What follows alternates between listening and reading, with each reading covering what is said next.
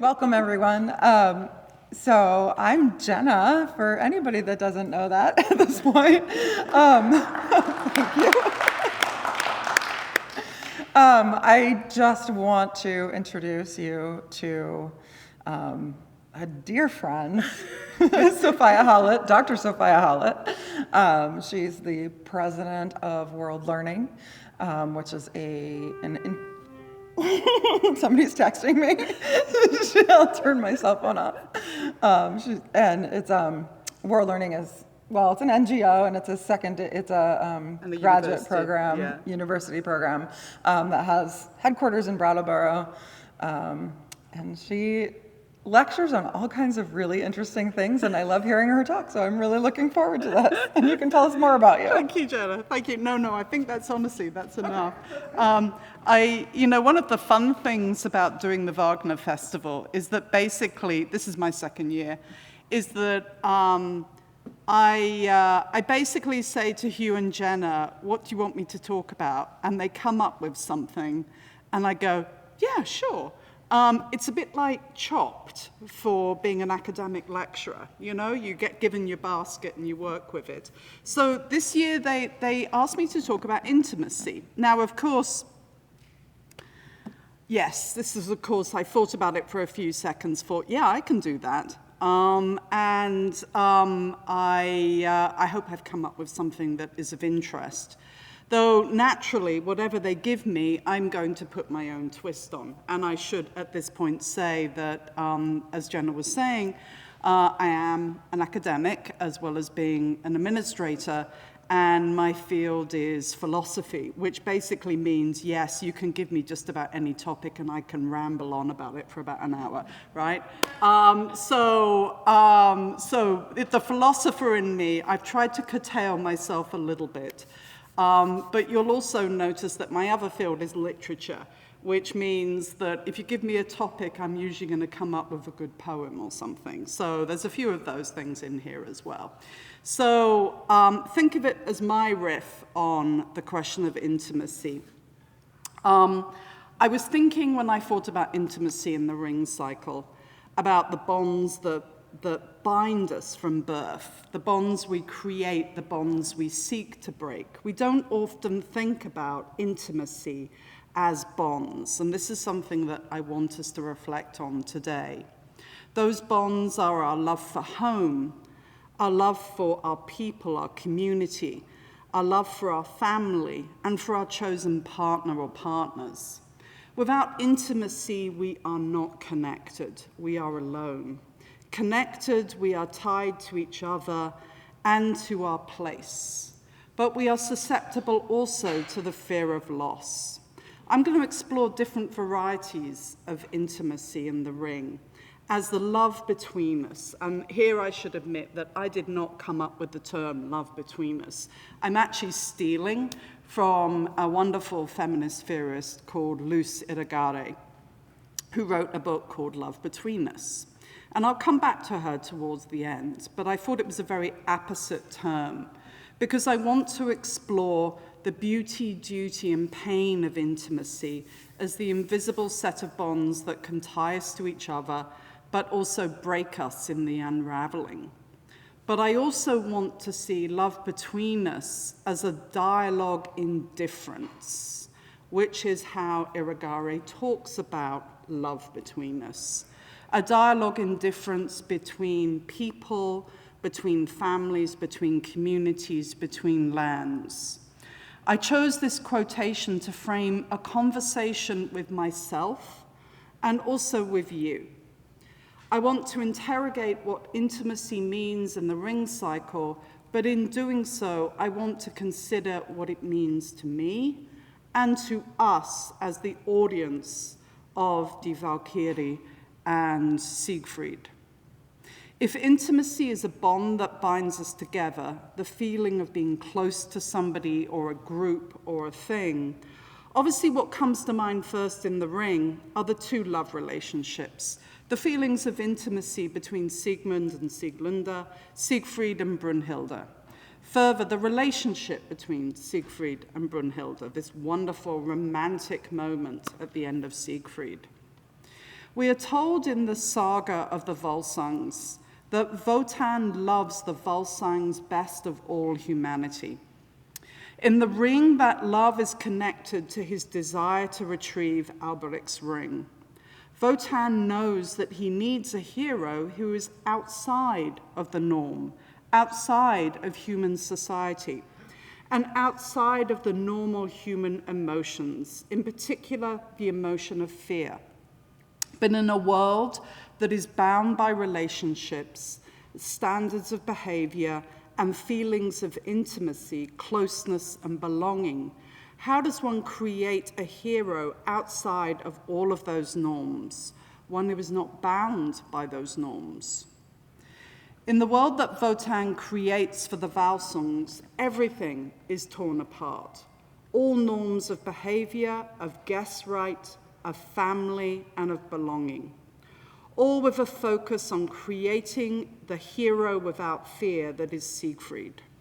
Siegfried, therefore, is the ultimate outsider. He has no ties. He belongs in the wilderness.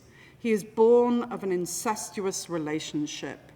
He is born with a sense of destiny, and he is descended from heroes, so he is empowered to be the hero that can kill Fafnir and retrieve the ring. And because of his lack of intimacy with anything or anyone, he is without fear. Because when you think about it, intimacy is also about fear. For deep, bone-chilling, despairing fear is the fear of loss of those with whom we are intimate. What are the results? Wotan, in doing so, has to break the very laws that he has created, the things that tie together the whole universe, as represented in his iron spear, in order to win back the ring.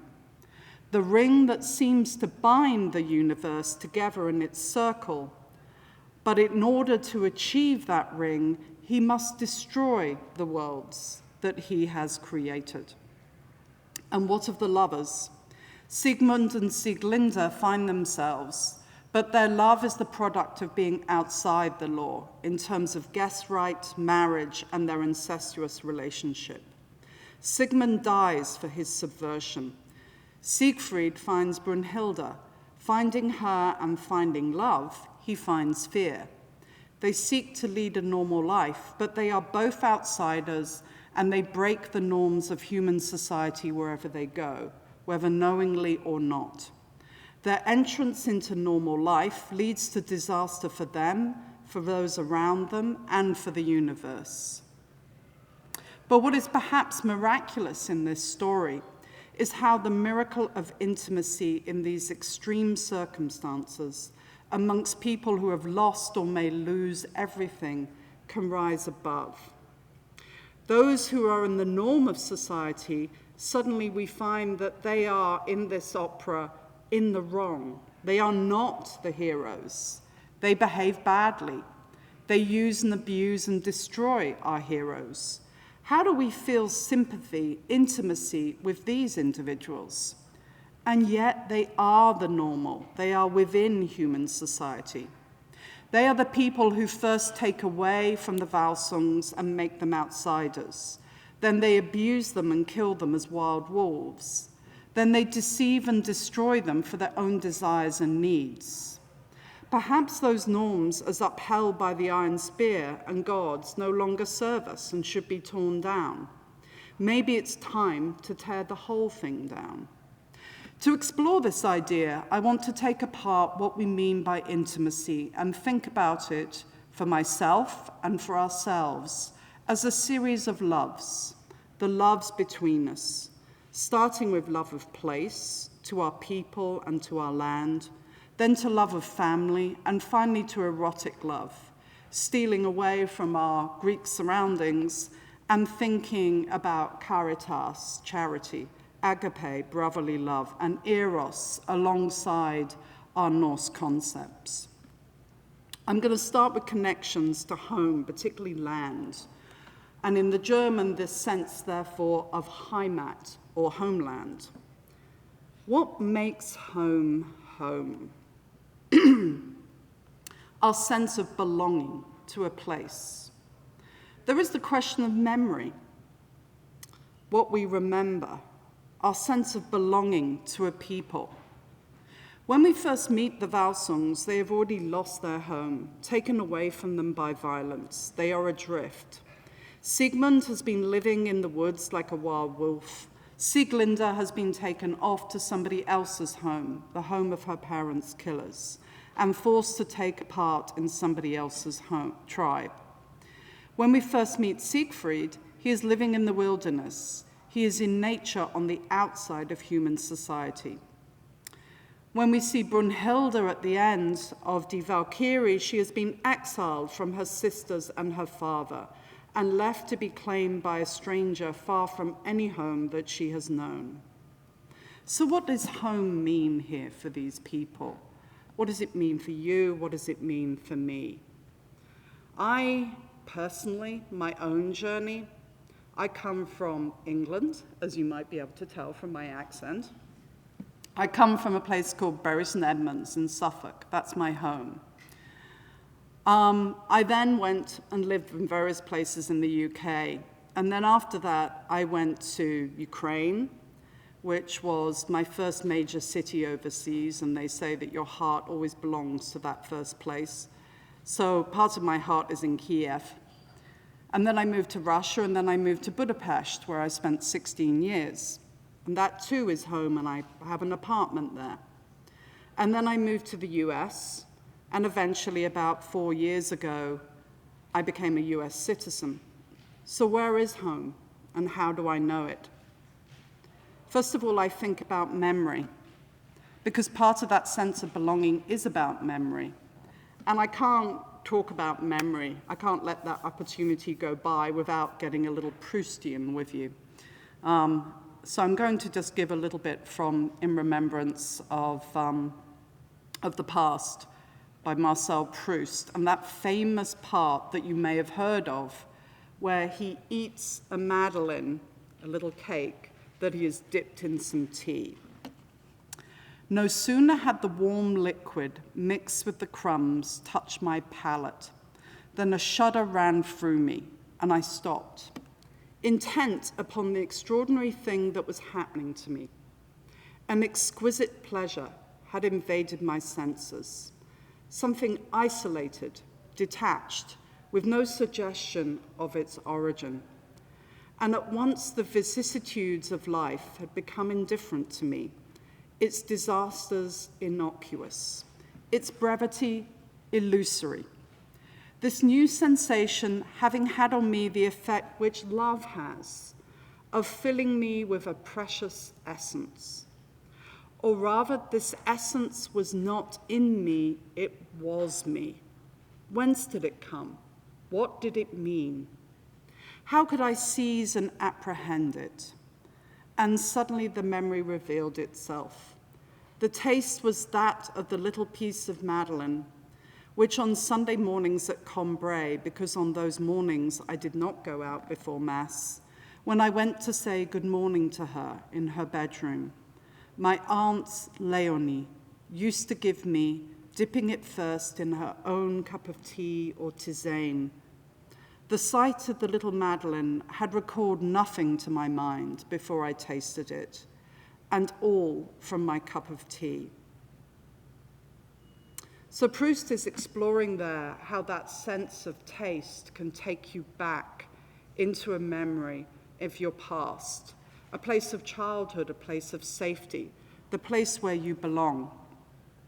For me in the UK, when I go back to Suffolk, and I often think about this, I often think about how do I know I'm home? For me, entering my home county, it's the quality of the light. I know that sounds ridiculous, but light is different there. Maybe it's a little honeyed, a little golden. The color of the earth is different, and I swear every time I enter my home county, I can tell it's not just the sign. The earth turns red.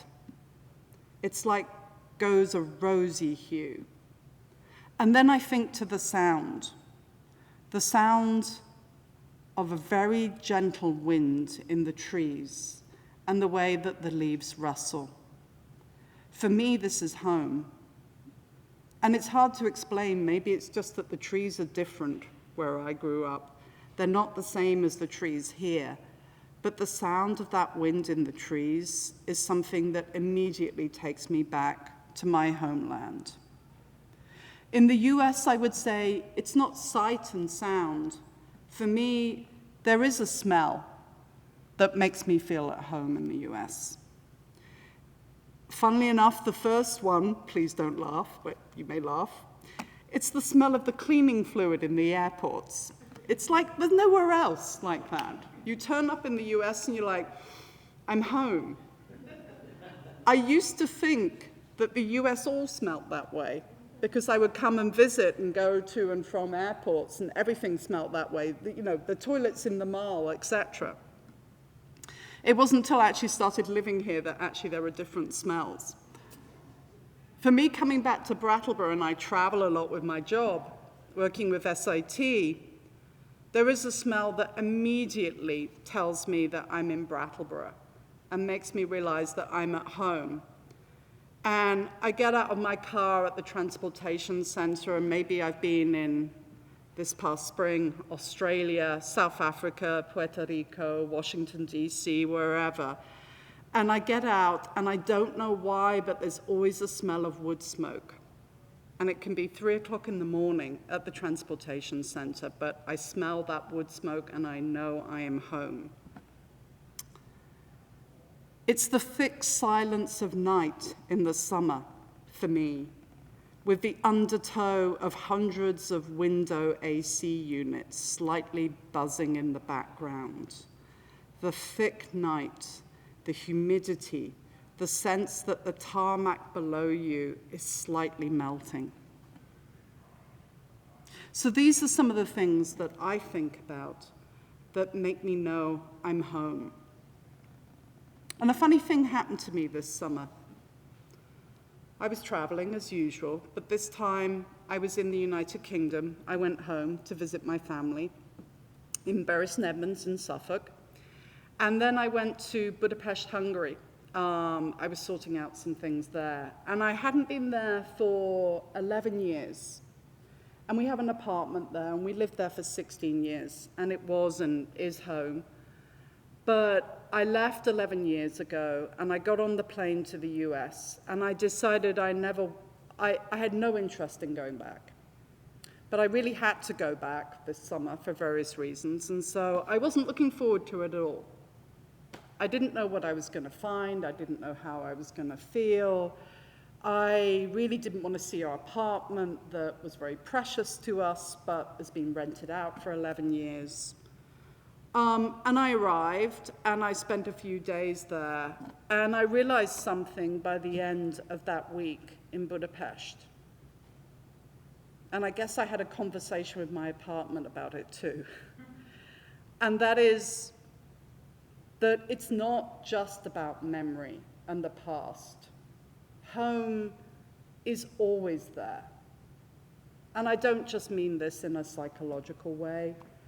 It's almost as if our spirit can expand beyond and touch the places that are our home. And those places respond to us and recognize us. And they are always there. Not just as memory, but as something that is living. And Budapest is home. And Bury is home. And here is home. And somehow I have to work with that. But I guess what brings all of those things together is that sense of intimacy, that sense of a relationship, that a sense when I reach out, it is there. And it always will be. Is home always therefore about memory? Yes, so many memories. But it's also about connection, knowing. It knows you, you know it. When you close your eyes, you are there. You could close your eyes right now. You could think about home. You will be there. So what might it be to not have a land, to have no home, or to have to leave home? I started to think about that a lot in the past, which is why my new realization is so important to me. Because a few years ago, I lost my father and then I lost my mother. And I'm sure looking around the audience today, you all have your own stories of loss. And one of the biggest things when you think about losing your parents, your siblings, it's not just the loss of that person and not being able to see them again. It's the sense that you have lost everything that goes with them. That sense of your childhood, that sense of a home where you are always welcome, that sense of place.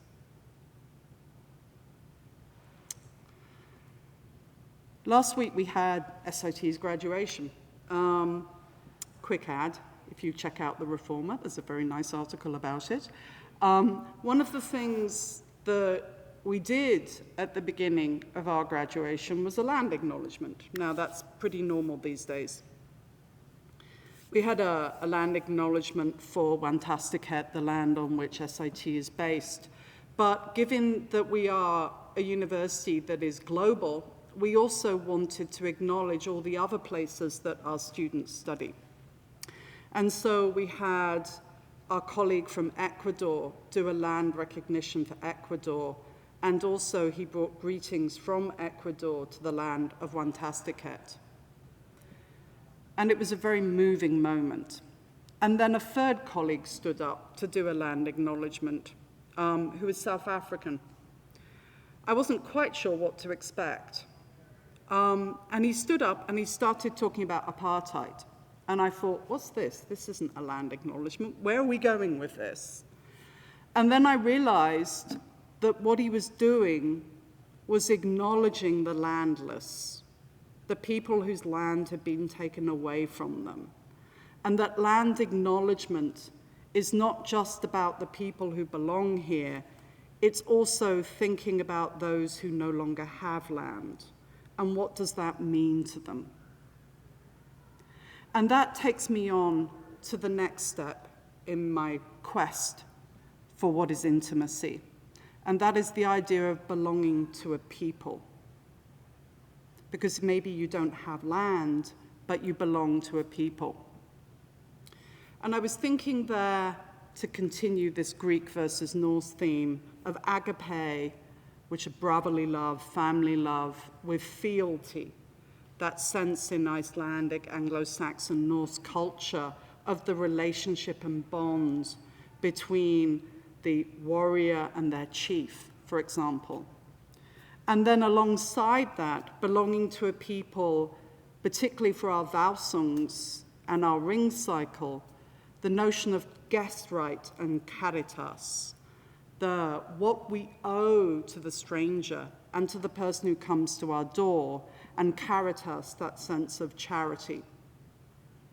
This is love between us as a family and as a people and as humans. The love between us as human beings. And this, of course, where love between us becomes more tricky. How do we as a society recognize and support each other, even when we are from another society, or have somehow found yourself outside of the accepted norms? How do we overcome difference? How can there be intimacy with the other, the person who is not us? And how can there therefore, in those circumstances, be love between us? So who am I? Who am I and where do I belong? To me, land and people are connected. To have a place where people know you, who understand what the hell I'm saying. Trust me, it happens. Understand you. Where you do not have to explain what you mean. Maybe overall as well, and maybe above all, as I find myself now a citizen in a new country, where people don't come up to you and say, where are you from? I'm English, I'm European, I'm a US citizen. Who do people think I am? Sigmund and Sieglinde, and therefore Sigrid too, are peopleless as well as landless, because others have killed their family, burnt their hall, and taken their land. They are both victim, but because they are victim, they are also clear and present danger. We cast them out, we colonize their space, we take their things, and then we make them monsters. They are wild wolves. Isn't that what we do? What does it mean to be without a people here? I'm going to go back again to a poem. This one is maybe more apposite. It's a very famous Anglo-Saxon poem. I'm going to abridge it here, called The Wanderer, which is about a warrior who, they think it's about a warrior who wakes up after a battle. He's been knocked unconscious. And his chief and his brother soldiers, they've lost the battle. They're all dead. He's left. He says, often the lonely receives love, the Creator's help. Though heavy with care over the sea, he suffers long, stirring his hands in the frosty swell, the way of exile. Fate never wavers. The wanderer spoke. He told his sorrows, the deadly onslaughts, the death of the clan. At dawn alone I must mouth my cares. The man does not live whom I dare tell my depths straight out. I see truth in the lordly custom for the courageous man to bind fast his breast, loyal to his treasure closet, thoughts aside. The weary cannot control fate, nor do bitter thoughts settle things. Wretched, I tie my heart with ropes, far from my home, far from my kinsmen, since a hole in the ground hid my chief long ago. Laden with cares weary, I crossed the confine of waves, sought the troop of a dispenser of treasure, far or near to find the man who knew my merits in the mead hall, who would foster a friendless man treat me to joys. He who has put it to a test knows how cruel a companion is sorrow for one who has few friendly protectors. Exile guards him, not wrought gold, a freezing heart, not the fullness of the earth. He remembers the warriors, the hall, rewards, how as a youth his friend honored him at feasts, the gold-giving prince. Joy has perished. He knows how it is to suffer long without the beloved wisdom of a friendly lord. Often when sorrow and sleep together bind the worn, lonely warrior, it seems in his heart that he holds and kisses the lord of the troop and lays on his knee his head and hands as he had before in times gone by at the gift-giver's throne. When the friendless warrior wakens again, he sees before him the black waves, seabirds bathing, feathers spreading, frost and snow falling with hail. The wounds of his heart are heavier, sore after his friends. Sorrow is renewed when the mind ponders the memory of kinsmen. He greets them with joy. He anxiously grasps for something to say. They swim away again. The breaths of ghosts do not bring the living much wisdom. Woe is renewed for him who must send his weary heart way out over the prison of waves. Sigmund and Siegfried are both peopleless. Sigmund turns up at the door of Hunding, much as that wanderer.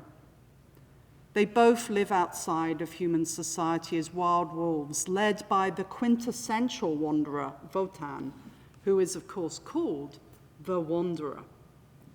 Who is this person, Sigmund, who turns up at the door? A stranger, a wanderer, asking for water, a wild wolf from the forest. He is half recognized as the monster from without, the threat that undermines everything that we have built our lives and our sense of self around.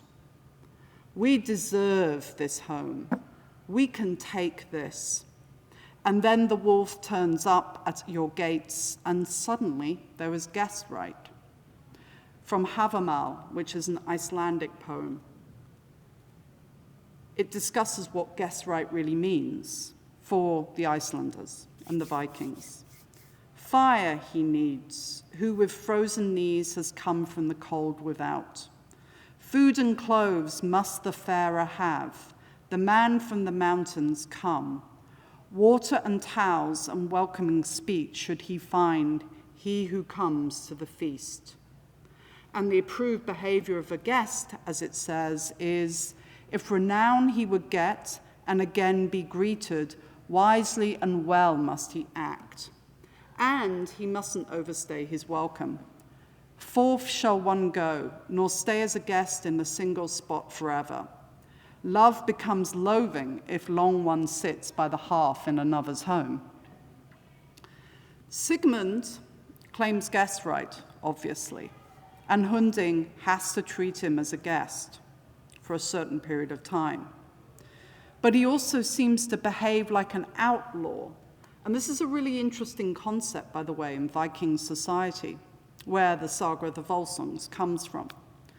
Somebody who is cast out of Icelandic society is an outlaw. They are outside of the law.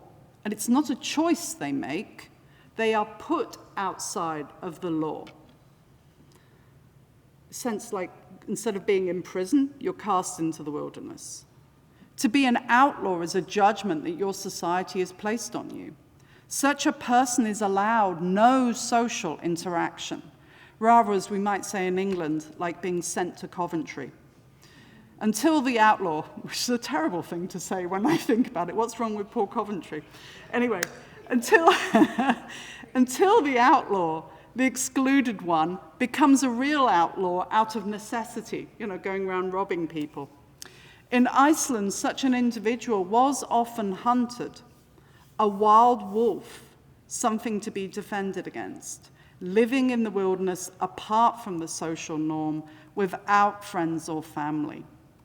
Hunding wants this guest gone as soon as possible so that he can start the hunt for the outlaw.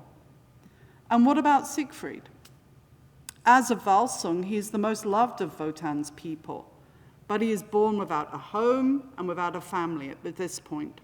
He is a child of the outside, of the wilderness. He has never learned those bonds of intimacy, as I said, that tie us to a place and to a people. He is stateless. Perhaps because he has none of these bonds, he has not experienced love, and as a consequence, he does not know fear. But we who meet him, we who view him on the stage, we know those bonds that bind us with love, but also bring fear. Who is Siegfried? Who is Sigmund? Who is his family? Where is his home? He will come out of the wilderness as a name, a Volsung, a guest, a hero, but also landless, a refugee. We do not know him, but we think maybe we do. He worries us. There's something wrong. We fear him. Who is this Siegfried, this Brunhilde? They are not one of us. We can do what we want with them. We can deceive them, use them, destroy them if necessary.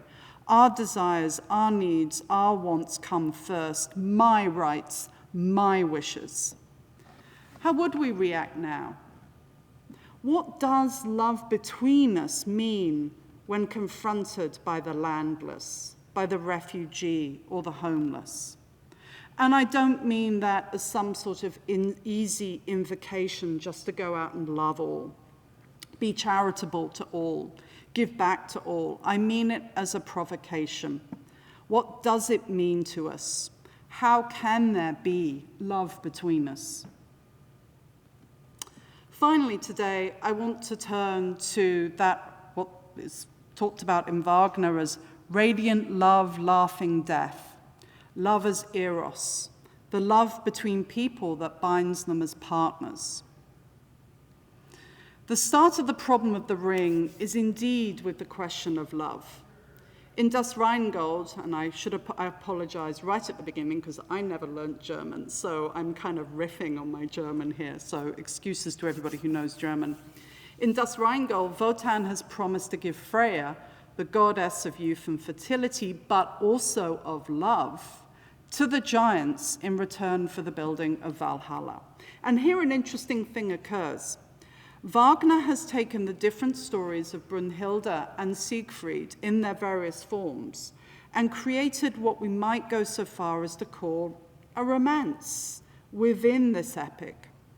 We are left at the end of Siegfried with a happy ending. The lost souls, the exiles, the refugees, the landless, they meet, they fall in love, and they all lived happily ever after, except they didn't. Except the world within which they meet couldn't possibly allow that to continue. The circle in which they fall in love is not the world of human society. In fact, it is very much a space apart. We are in a universe which is in the process of unraveling. Therefore, there cannot be an "and lived happily ever after." The bonds that tie us together and with our land, with our work against a sense of justice. Real, true, heartfelt love that defies death, the sort that happens at first sight, that changes everything in one instant. Romantic, physical, passionate love in the ring cycle is illicit or serves to break the bonds that do hold us together in a relationship of intimacy, whether it's Siegfried or Sieglinde, whether it's Siegmund or Sieglinde as brother and sister, or Siegfried and Brunhilde as human and divine being, they cross boundaries that break the universe of contracts and the rule of law that Wotan originally upheld and as signified by his iron spear. And that happened straight from the beginning. Freya's prize was substituted for the treasure of Alberich, which was in its turn stolen from the Rhine maidens. Love was saved, but in doing so, the laws of society were undermined. The contracts that bind our intimacy into legal relationships, norms, customs, what is right, become unbound. The love of Siegmund and Sieglinde, the love that brings fear but defies death between the mortal Siegfried and the immortal Brunhilde, is the outcome, just as much as the unraveling of kinship, marriage, and guest right that we see within the gates of human society in the ring cycle. Indeed, even this love, the love that seems so all-encompassing that it could indeed heal the whole world, make everything right again, can only be short-lived. Intimacy, once found, is taken from us. Those who were closest, who would have given the whole world for, are taken from our memory. We are left only with loss, with betrayal, a feeling that something is very wrong, with the ashes. The bonds are broken, however much we may try to create them or recreate them. I return then finally to Lucy Regare's notion of love between us. She argues if there is to be love between us, then it must be based on civil rights, on laws, on contracts. We may not normally think about love and intimacy and law and rights in the same sentence. It doesn't sound very romantic, right? But maybe, just maybe, there is something here that we need to consider, something that the ring shows us. The ring cycle will end in fire and flood. The universe of the ring is breaking apart around us. What is left? Maybe just what we find at the end of Siegfried, a memory of love between us, a moment when love between us seemed possible, when it defied death and exile and our own social norms. The romantic in us wants this love to be, to work. We want the heroes to get together, to win in the end. to find their special place. But love between us is also based on how we respect each other, how we respect the difference, how we respect our lands and our peoples, and how we formulate contractually and within our society what we believe should be the love between us. Thank you.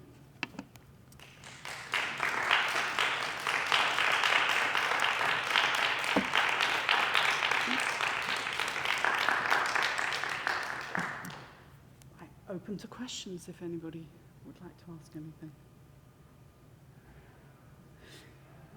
Give us a minute. Sure.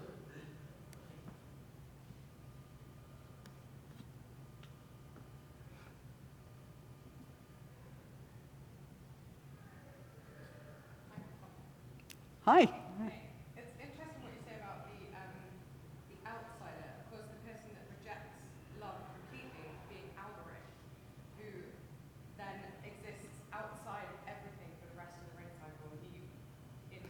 Lurking. Lurking by a cave, as you will see tomorrow.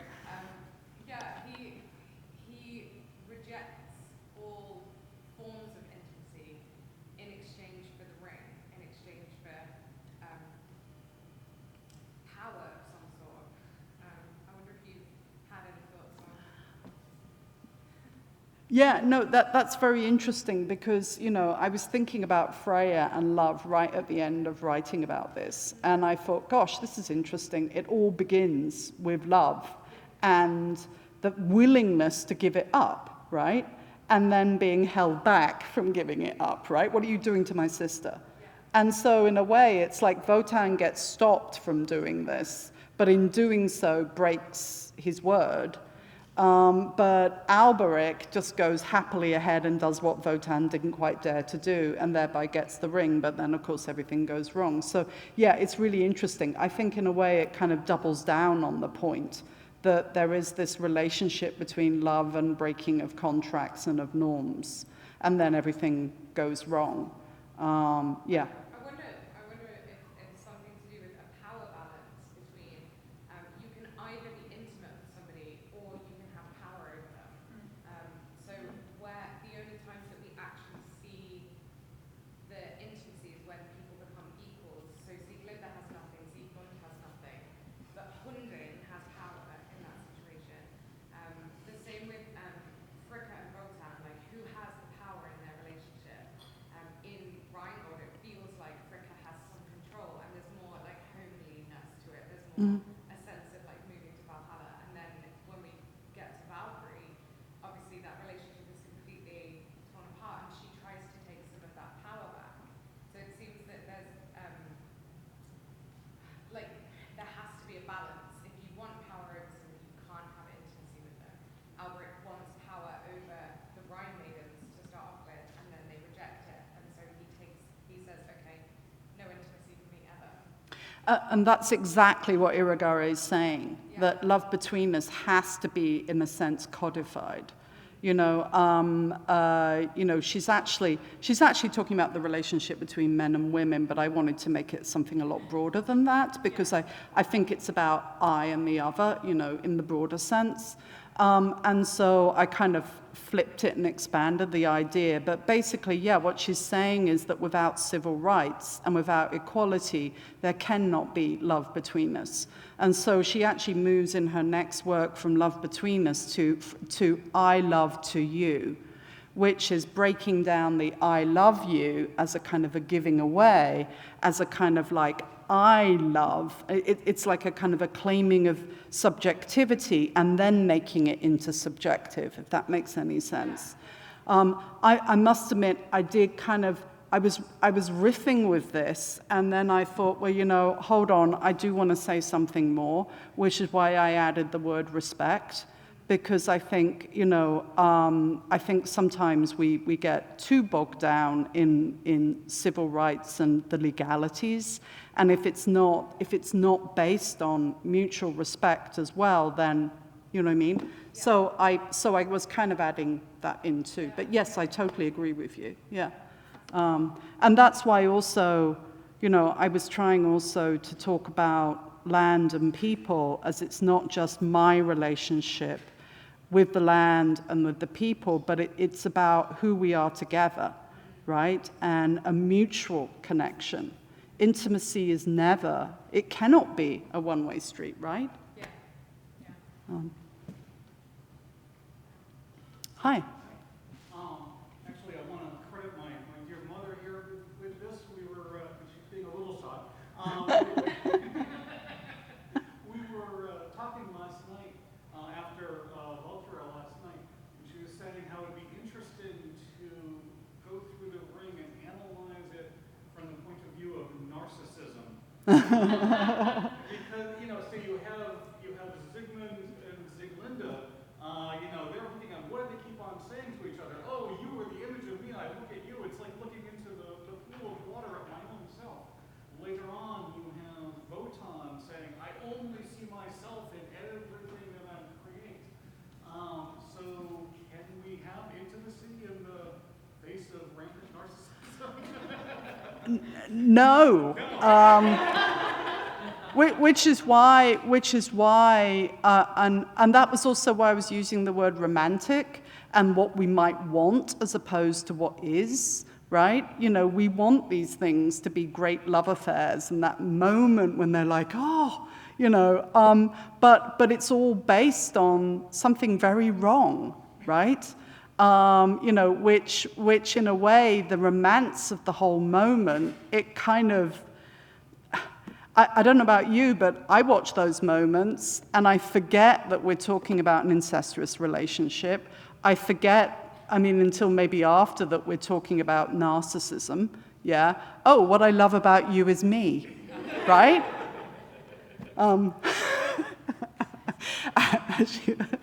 That's something we probably shouldn't reflect too much on, right? About some of our relationships. But this is very wrong, but we get swept up in the moment, right?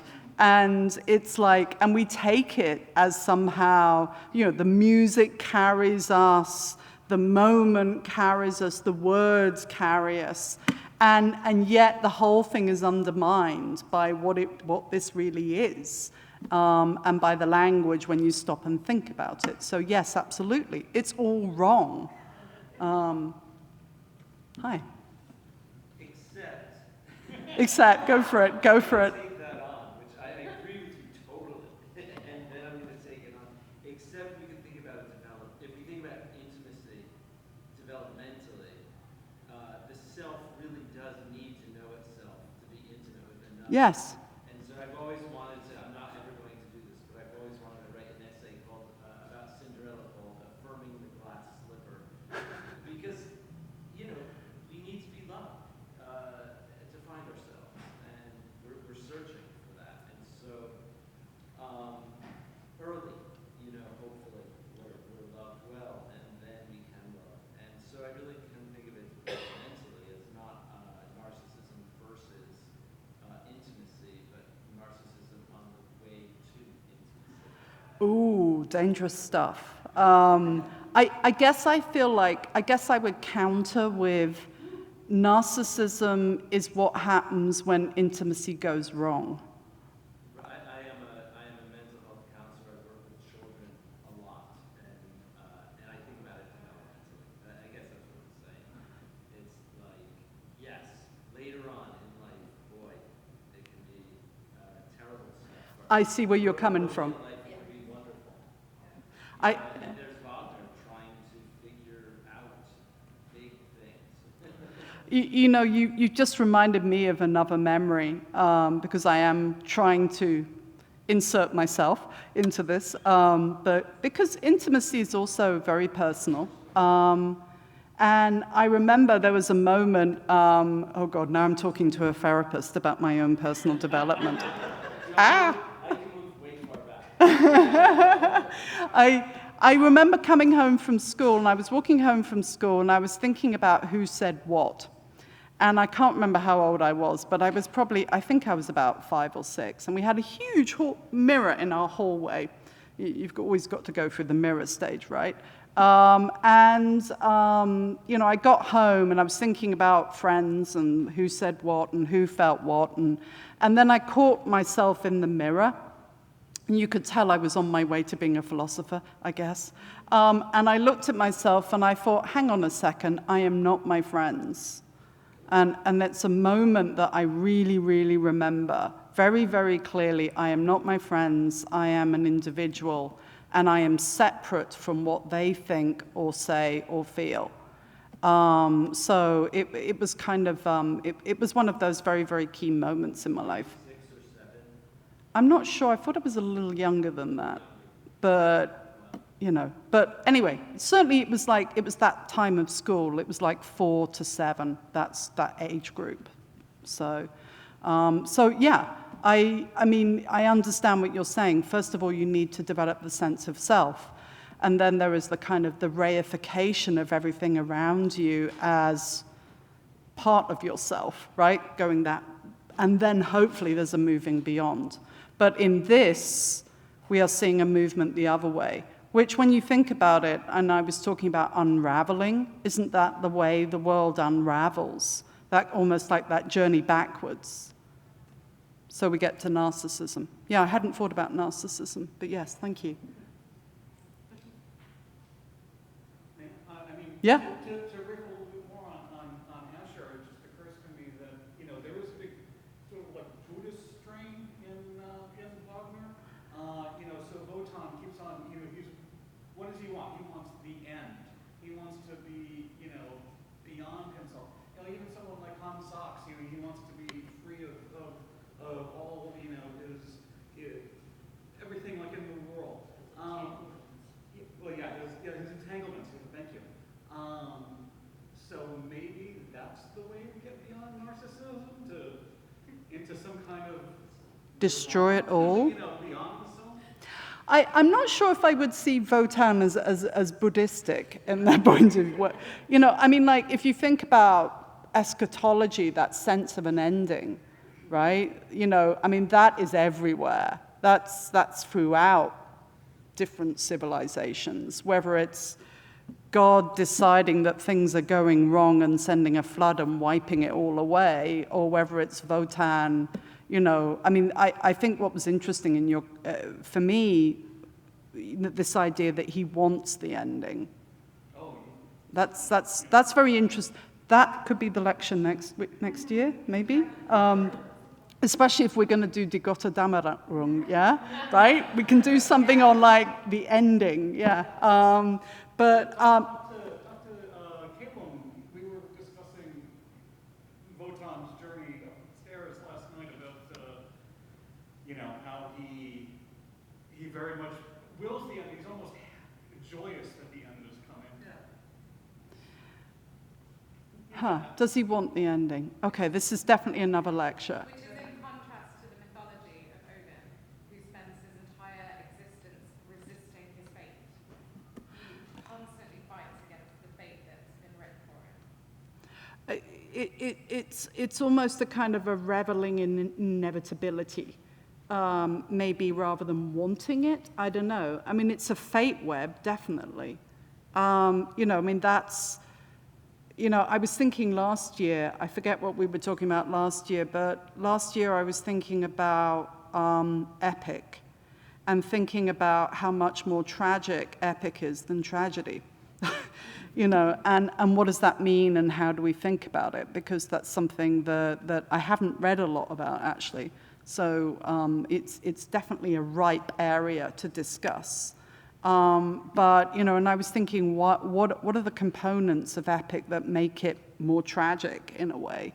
And I was thinking about that idea of that when you enter the epic space, you're entering a web of fate, and there is no way out of it. You know, it's already set. And so there is a kind of an inevitability. And so I would have to think about that further, whether I thought that Wotan wanted the end or whether he came to a monomaniacal moment where it's just like, let the whole thing burn, right? I don't know, but it's a really interesting topic. Thank you. Oh, hi. To kind of pivot back towards your intimacy lecture, but also staying kind of on the same track, would you also kind of just frame the ring overall as being a series of like creating moral guidelines, breaking moral guidelines, and reforming moral guidelines? Because it seems like going all the way back to Freya, it's like setting up like moral guidelines. It gets broken because of the ring. You have the same thing happen in like each of the operas, and then there's a very poignant moment in Valkyrie where, to the point where we've been talking about, that you have him saying that there needs to be someone who is born that breaks this cycle, and that does become Siegfried. So it just seems like a constant breaking and reforming. Yeah, that's exactly where I was going. Yes, that it's like once we enter this epic, this fate web, it is all about in order for the people, for the kind of the people who have agency to be able to achieve what they want, things are going to break apart. So there is the inevitability of Götterdämmerung, right? Because it has to happen, because they've already, they formed this through their desire, which already broke them. They broke it right at the beginning, and then it's playing out. And I do think it's very interesting, and this is something that I thought about more as I wrote this, about how every social norm is broken. Even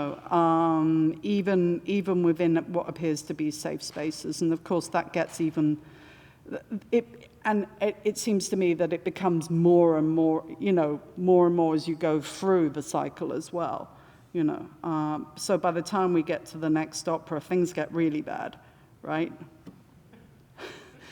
Well, sorry, I mean, like in terms of within the context of Brunhilde and Siegfried and, Oh, and even to Götterdämmerung, where it seems like you're going from like all of these tribal things until you get to Götterdämmerung, where it becomes a bit more formalistic with like the court structure and things like that happens. So. But also breaking those norms there as well, when you think about it. I mean, it's again, the word that keeps coming into my head is tragedy. It is tragic, And it's funny because I was looking at the Poetic Edda, the collection of poems and fragments of poems around Siegfried, the character that becomes known as Siegfried by Wagner, and because I was looking for something that might express a little bit that relationship, the erotic love of Siegfried and Brunhilde, and I didn't find it, but I was just reading so much in the Poetic Edda, which constantly revolves around the stories that we're going to see in the next year. Hopefully, Jenna. No pressure. I'm just saying, my lecture doesn't work if you don't do it, right?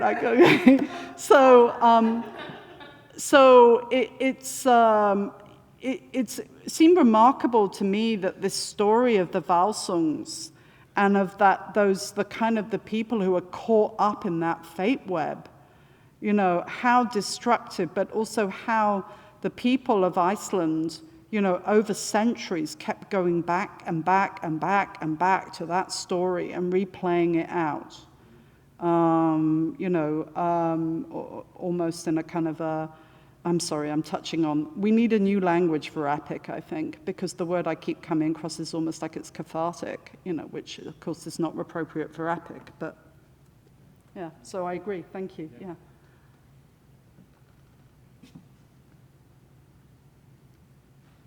Oh, all right.